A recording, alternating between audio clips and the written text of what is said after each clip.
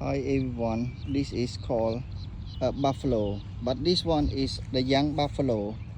The young buffalo is called Kon Krabai. In Khmer language we call Kon Krabai. Kon Krabai. So in English it's called also calf.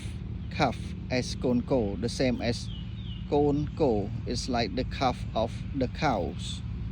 So this one is called calf too. Calf, Kon Krabai. In Khmer language we call Kon Krabai. And the other one is called Kon Ko. From the cows we call Kon Ko.